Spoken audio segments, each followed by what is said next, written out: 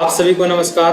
आशा करते हैं कि आप लोग स्वस्थ होंगे, मस्त होंगे और अपने अपने पढ़ाई में व्यस्त होंगे। तो ये झारखंड एसएससी के दारोगा एग्जाम का सेट नंबर 3 आज डिस्कस करेंगे स्मार्ट अप्रोच के साथ। तो चलते हैं टाइम को बिना बर्बाद किए हुए। पहला नंबर प्रश्न है, एक अंडा बेचने वाला 8 दर्जन अंडे को 1 रुपये के भाव से 1 रुपये के 4 के भाव से खरीदता है। मतलब 1 रुपये में 4 अंडे खरीदता है और 1 दर्जन अंडा टूट जाता है और तब भी वो 5% लाभ कमाना चाहता है, तो प्रति अंडे किस दर से बेचेगा। तो सपोज हम लोग निकाल लेते हैं। सबसे पहले उसके पास 8 दर्जन अंडे हैं, मतलब 96 अंडे खरीदा उसने। अब 96 अंडे का कॉस्ट प्राइस क्या हो जाएगा, तो 1 रुपया में 4 अंडे खरीद रहा है, तो इधर 24 से कर देंगे मल्टीप्लाई, इधर भी 24 से, मतलब 96 अंडे को वो 24 रुपया में खरीद ले रहा है। कॉस्ट प्राइस हो गया 24। अब इस पे ये 5% लाभ कमाना चाहता है, तो 5% का वैल्यू हो जाता है 1/20, मतलब ये 21/20 रुपया कमाना चाहता है। अब उसके पास टोटल अंडा कितना है, अब टोटल अंडे बचे हुए हैं उसके पास 1 दर्जन टूट गया, तो 7 दर्जन में 1 दर्जन चला गया, तो कितना बच गया, 8 दर्जन में 1 दर्जन चला गया, मतलब 7 दर्जन, 84 अंडा उसके पास अब बचा हुआ है। अब इस 84 अंडा को इतना रुपया पाना है, तो एक अंडे का दाम क्या हो जाएगा, 21 × 24/20 × 84, ये हो जाएगा 21 चौक 84, 4 छक 24। अब ये पैसा में आंसर दिया हुआ है, तो 6 को पैसा में, रुपया को पैसा में करेंगे, 100 से मल्टीप्लाई करेंगे, डिवाइडेड बाई 20 बराबर 30 पैसा। ऑप्शन नंबर ये सही हो जाएगा। नेक्स्ट प्रश्न देखते हैं।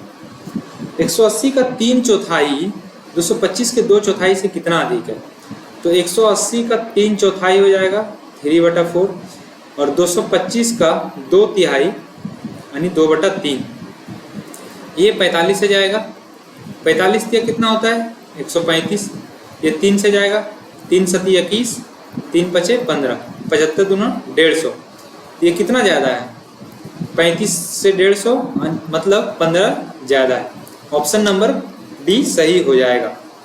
नेक्स्ट बोला गया है, यदि 20 व्यक्ति किसी कार्य को 10 दिनों में काम करते हैं तो 25 व्यक्ति उस कार्य को कितने दिन में करेंगे। तो इसका एक सिंपल सा कॉन्सेप्ट होता है M1D1 H1 divided by W1 equal to M2D2 H2 divided by W2। तो 20 व्यक्ति है कितना दिन में, 10 दिन में। आवर नहीं दिया हुआ है, नहीं लिखेंगे, काम एक ही है तो एक ही है।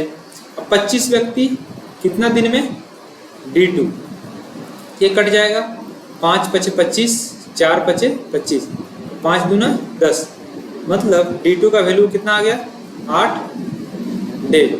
ऑप्शन नंबर ये सही जवाब हो जाएगा। नेक्स्ट प्रश्न है, एक समान गति से चलते हुए मोहित अपने घर से स्कूल जो कि 800 मीटर की दूरी पर है 20 मिनट में पहुंचता है। मोहित की चाल। तो सबसे पहले बता दूं कि डिस्टेंस, स्पीड और टाइम के फॉर्मूला में डिस्टेंस इक्वल टू होता है speed into time. Distance equal to speed into time, तो स्पीड निकालना है तो डिस्टेंस बाय टाइम हो जाएगा।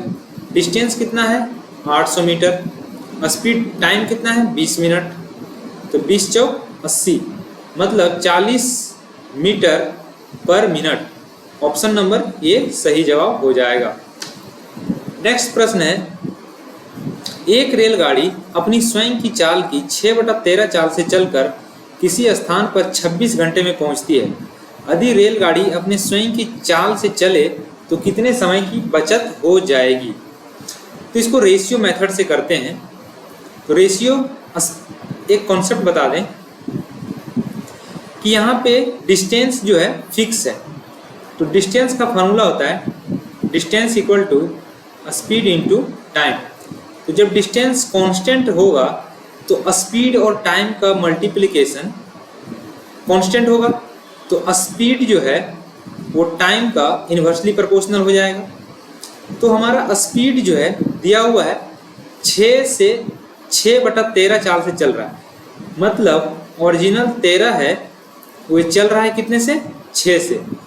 तो टाइम जो है सो रिवर्स हो जाता है, मतलब टाइम जो हो जाएगा वो 6/6:13 हो जाएगा।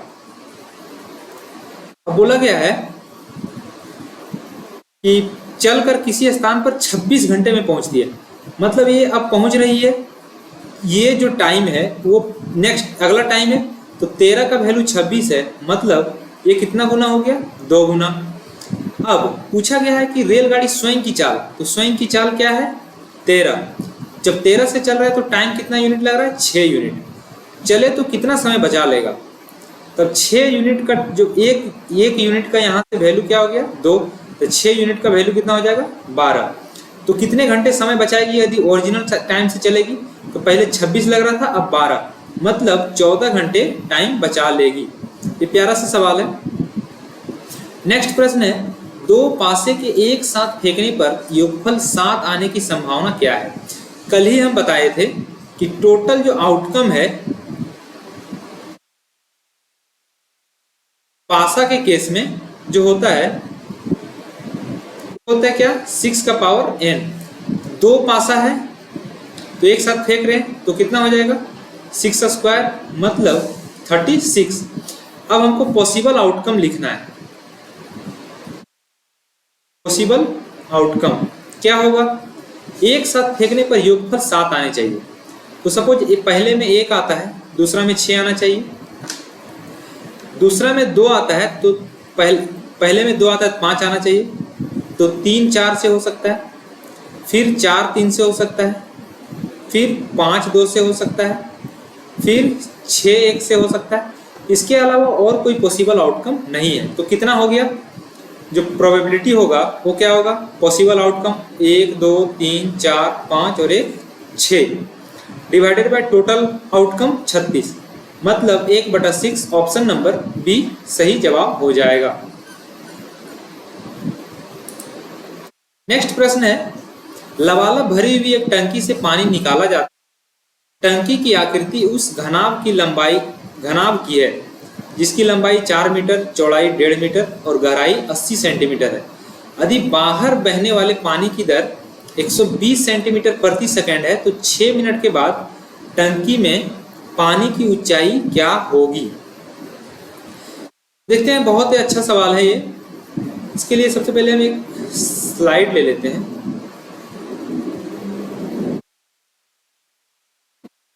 इसमें बोला गया है प्रश्न, सबसे पहले लिख लेते हैं डेटा, लेंथ, ब्रेथ और हाइट। क्या दिया गया है, लेंथ है 4 मीटर, 1.5 मीटर और 80 सेंटीमीटर। 4 मीटर, 1.5 मीटर और 80 सेंटीमीटर। तो सबसे पहले वॉल्यूम निकाल लेते हैं, कितना वॉल्यूम है। तो 80 सेंटीमीटर है तो 400 इंटू 150 इंटू 80, ये आ जाएगा वॉल्यूम। अब क्वेश्चन में बोला गया है, यदि बाहर बहने वाले पानी की दर 120 सेंटीमीटर प्रति सेकंड है, 1 सेकंड में 120 सेंटीमीटर बह रहा है, तो 6 मिनट के बाद कितना बहेगा। तो 120 इंटू 6 मिनट, तो 60 से मल्टीप्लाई करेंगे तो मिनट को सेकंड में, तो कितना हो जाएगा, 6 6 36 इंटू 120 00, तो 12 3 36 मतलब 360 और 12 6 72, 2 7 6 13 का 3 बाकी 1, 3 और 1 4 2 0, मतलब इतना पानी बाहर आ जाएगा। अब प्रश्न में बोला गया है जो वॉल्यूम है वो कितना आ जाता है, 15 चक 60, 60 को 6 को 8 से करेंगे तो 8 6 48, फिर कितना जीरो आ जाएगा, 1 2 2 4 और 1 5, 2 4 और 1 5। और पानी टंकी से बाहर कितना आ रहा है, 43200, 43200, इतना बाहर आ जा रहा है। 0 0 8 यहाँ पे 6 5 7 4 4 7 5 6 8 00, इतना टंकी में है। अब बोला जा रहा है पानी की ऊंचाई क्या होगी। अब ये वॉल्यूम बचा हुआ है, तो लेंथ और ब्रेथ, तो इसको फिर से मल्टीप्लाई करेंगे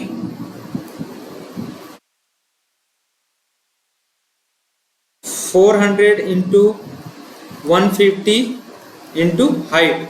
अब इसको इससे डिवाइड कर देंगे तो हाइट जो आ जाएगा 4756800 डिवाइडेड बाय, यहीं से काट लेते हैं, 2 जीरो से 2 जीरो कट जाएगा,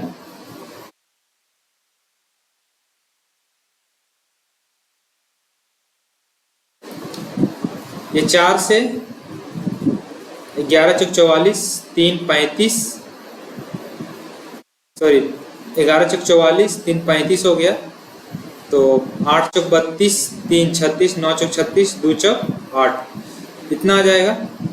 फिर 15 से काट लेते हैं, 15 सत्ती 105, बच गया 13, 139, 15 अट्ठी 120, सॉरी 15 नवा 135, 4 बच गया 42, तो 15 दूना 30, लगभग 79 पॉइंट समथिंग आंसर आएगा। तो ऑप्शन नंबर कौन सा होगा? ऑप्शन नंबर डी सही जवाब हो जाएगा। नेक्स्ट प्रश्न है, एक पेड़ आंधी से टूट गया और उसका शीर्ष भूतल से 45 डिग्री के कोण पर टिका है और उसकी दूरी जड़ से 50 मीटर है, तदनुसार उस पेड़ की ऊंचाई ज्ञात करें। तो सबसे पहले देखते हैं इस फिगर कैसे बनेगा।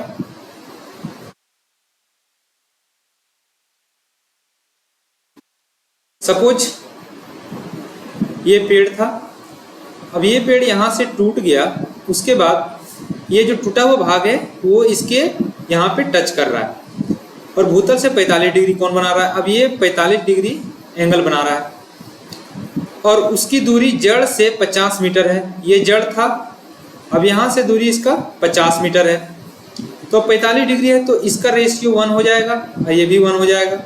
ये 1 का वैल्यू 50 है तो ये भी वैल्यू कितना होगा 50।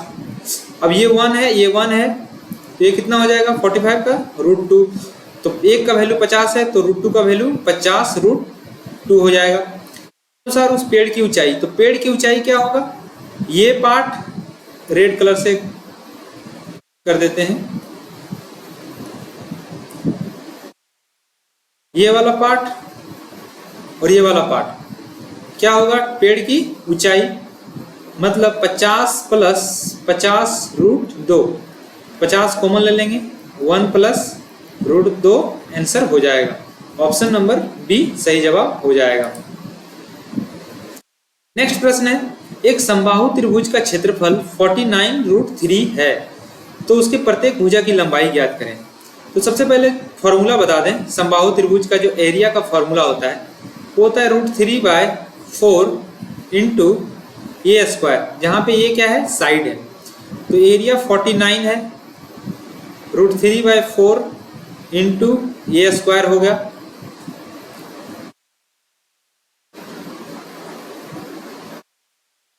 उसके प्रत्येक भुजा की, सॉरी ये 49√3 है, तो √3 से मल्टीप्लाई, √3 से √3 कट जाएगा, तो ये स्क्वायर इक्वल टू हो जाएगा 49 इंटू 4, तो ये इक्वल टू हो जाएगा 7 इंटू 2 14। अब पूछा गया समबाहु त्रिभुज की ऊंचाई, तो इसका जो हाइट का फॉर्मूला होता है वो √3/2 इंटू साइड होता है, तो √3/2 इंटू साइड कितना है 14, 14 √3/2, तो 2 से 7 कट जाएगा तो 7√3, तो इसका वैल्यू कितना आ जाएगा 14 और इसका वैल्यू 7√3। ऑप्शन नंबर ये सही जवाब हो जाएगा। नेक्स्ट प्रश्न है, ये प्रश्न रिपीट हो गया। नेक्स्ट प्रश्न है, एक समद्विबाहु त्रिभुज का शीर्ष कोण उसके प्रत्येक आधार कोण से 12 डिग्री अधिक है। बोला गया है एक समद्विबाहु त्रिभुज का शीर्ष कोण। समद्विबाहु त्रिभुज सबसे पहले बना लें। समद्विबाहु त्रिभुज का मतलब होता है कि उसके दो साइड, इसको इंग्लिश में समद्विबाहु त्रिभुज को देख लीजिएगा एक बार। तो बोला गया है कि समद्विबाहु त्रिभुज है मतलब इसका दो भुजा आपस में क्या होगा बराबर होगा।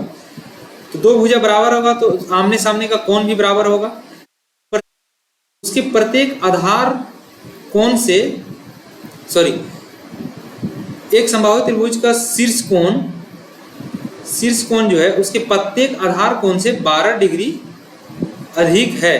तो ये x हो जाएगा, ये भी x हो जाएगा, ये कितना होगा x प्लस 12 डिग्री। चूंकि बोला है प्रत्येक आधार कोण, तो आधार कोण ये हो जाएगा, ये 12 डिग्री अधिक है।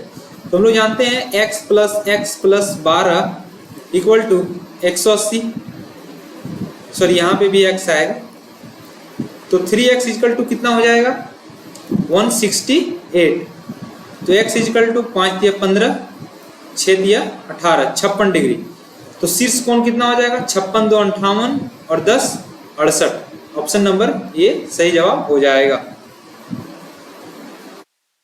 नेक्स्ट प्रश्न है, एक वृत्त में स्थित एक समलंब चतुर्भुज, सपोज ये वृत्त है, ये थोड़ा गोला नहीं बन पाया, कोशिश करते हैं, ये सही है। समलंब चतुर्भुज के समानांतर भुजाओं की लंबाई 10 सेंटीमीटर है। यदि समानांतर भुजाओं के बीच की दूरी 8 सेंटीमीटर है तो उसके असमानांतर भुजाओं की लंबाई का अंतर क्या होगा। ये एक समानांतर चतुर्भुज है। तो सबसे पहले बता दें कि समानांतर चतुर्भुज का जो असमानांतर भुजाओं के बीच के अंतर है, ये x और y का अंतर जो है वो 10 दिया हुआ है और इसके बीच की दूरी जो है 8 सेंटीमीटर है।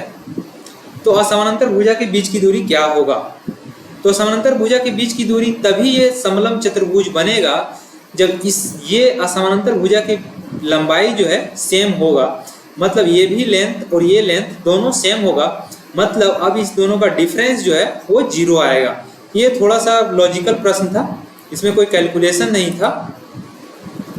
नेक्स्ट प्रश्न है, एक समचतुर्भुज की भुजा की लंबाई 10 सेंटीमीटर तथा विकर्ण की लंबाई 16 सेंटीमीटर है, दूसरे विकर्ण की लंबाई ज्ञात करें।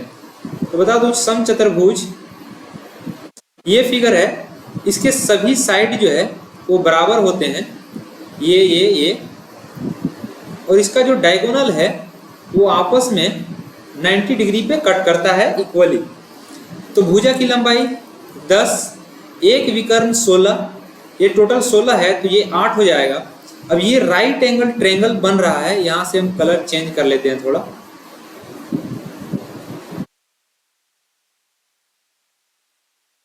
ये 90 डिग्री है। तो ये ट्रिपलेट आप लोग जानते होंगे, 6, 8 और 10 का ट्रिपलेट बनता है। ये 8 है तो ये कितना हो जाएगा 6। तो अब डायगोनल जो हो जाएगा दूसरा डायगोनल वो 2 गुना, मतलब 6 गुना 12 सेंटीमीटर सही जवाब हो जाएगा। नेक्स्ट प्रश्न है, tan थीटा इक्वल टू 4/3। ये सपोज थीटा है तो ये वैल्यू हो जाएगा 4, ये 3। आप लोग ट्रिपलेट याद किए होंगे तो 4, 3, 4, 5 ट्रिपलेट होता है। अब यहाँ पे पूछा गया है 4 इंटू सेक थीटा। तो सबसे पहले कॉस थीटा कितना हो जाएगा 3/5, तो सेक थीटा हो जाएगा 5/3 माइनस 3 इंटू कॉसेक थीटा जो है साइन थीटा कितना हो जाएगा 4/5, तो कॉसेक थीटा हो जाएगा 5/4। अब नीचे सेम है 4 इंटू 5/3 प्लस 3 इंटू 5/4। तो यहाँ से एलसीएम ले लेंगे 12, तो ये कितना हो जाएगा 5 चौक 20 चौक 80 माइनस 5 तिया 15 तिया 45। नीचे भी 12 ऊपर भी 12 कैंसिल हो जाएगा। यहाँ पे क्या आ जाएगा 80 प्लस 45, तो यहाँ से क्या आ जाएगा 35 डिवाइडेड बाय 125। ये 7 से कट जाएगा, ये 25 से कट जाएगा, मतलब 7/25, सॉरी 1 सेकेंड 45 5 50, 7/25 ये सही जवाब हो जाएगा। 1 सेकेंड देख लेते हैं कैलकुलेशन। 4 5/3 कॉसेक थीटा 5/4, 5 चौक 20 चौक 80 माइनस 5 के 15 के 45 50 30 80 8 4 12 120। हाँ सही है, 7/25 सही जवाब हो जाएगा। नेक्स्ट प्रश्न है, 80 मीटर ऊंची एक चट्टान के शिखर से देखने पर एक मीनार के शिखर तथा तल का अवनमन कोण 30 डिग्री और 45 डिग्री है।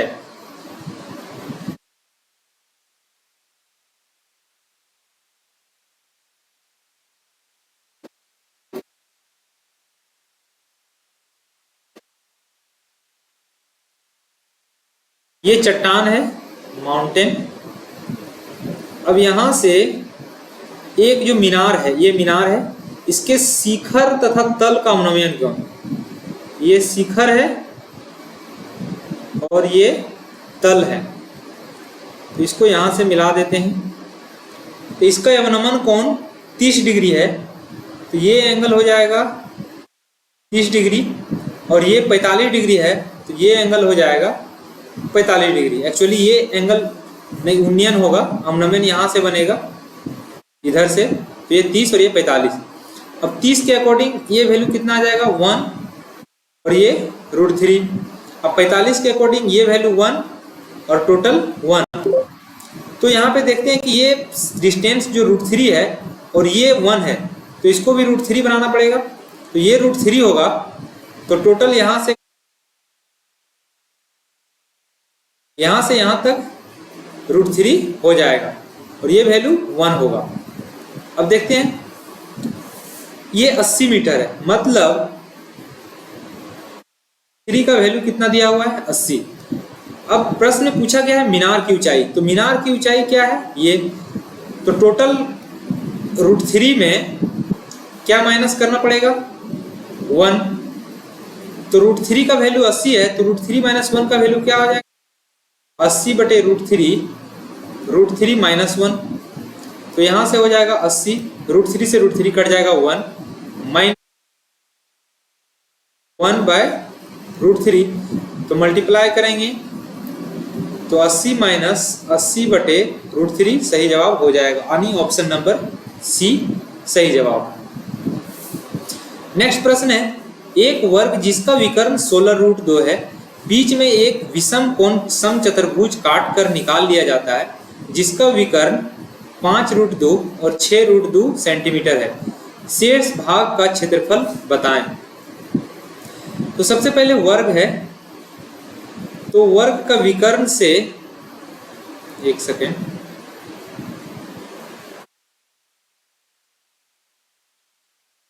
वर्ग का विकर्ण से आपको इसका साइड पता होना चाहिए। तो वर्ग का विकर्ण 16√2 है, तो एरिया क्या हो जाएगा 256।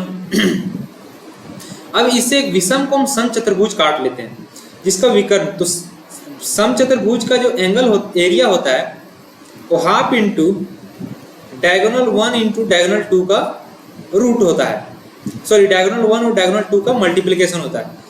टोटल एरिया क्या आ जाएगा हाफ इंटू 5√2 इंटू 6√2, यहाँ से क्या आ जाएगा 6 कट जाएगा, कितना आ जाएगा ये 6 बचे 30। अब 256 से 30 माइनस कर देंगे, चूंकि ये काट के निकालनी है, तो कितना आ जाएगा 226। ऑप्शन नंबर ए सही जवाब हो जाएगा। नेक्स्ट प्रश्न है, 35 सेंटीमीटर त्रिज्या के गाड़ी का पहिया 1 सेकंड में 2 चक्कर लगा रहा है, वो गाड़ी की गति किलोमीटर प्रति घंटे में ज्ञात करें।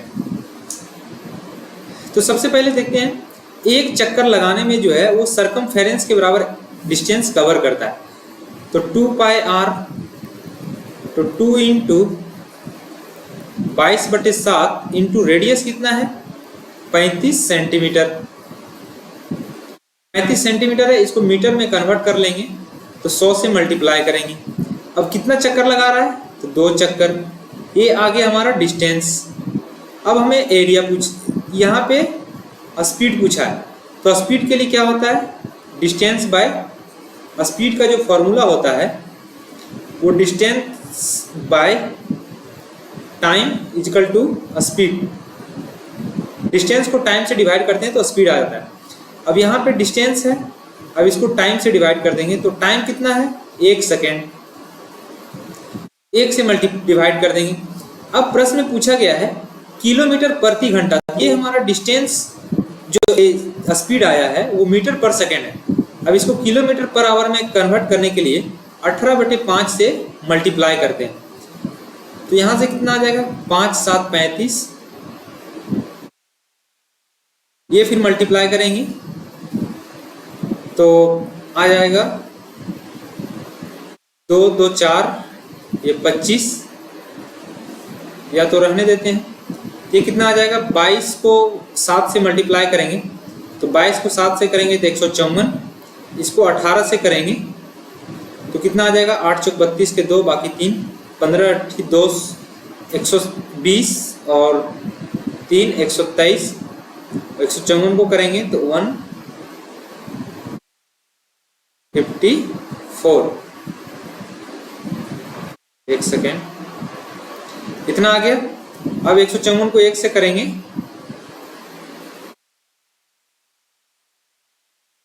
154 आ जाएगा। 2 4 3 7 5 2 7 1 1 2, 2772 डिवाइडेड बाय 25 ये हो जाएगा। तो ये से डिवाइड करेंगे तो 25 1 25, 27 फिर से, एक सेकंड, कैलकुलेशन थोड़ा सा मिस्टेक हुआ है यहाँ पे।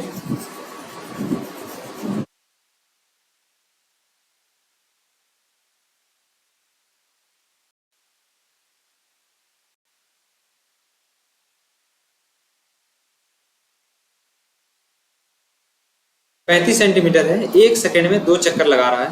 तो गढ़िए, तो डिस्टेंस कितना आ जाएगा, 2 × 22/7 इंटू रेडियस 35 सेंटीमीटर है डिवाइडेड बाई 100।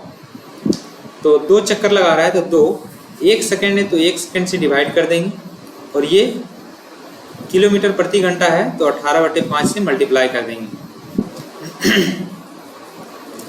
ये हो जाएगा 7 से 5, 5 से 5।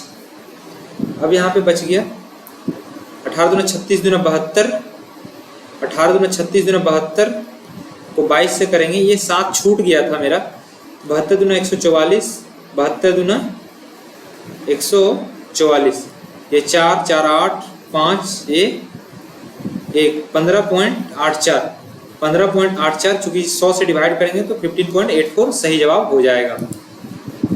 नेक्स्ट प्रश्न है तरनातल। ये तरनातल क्या होता है, एक स्विमिंग पूल होता है और ये स्विमिंग पूल जो होता है वो कुछ इस शेप में होता है।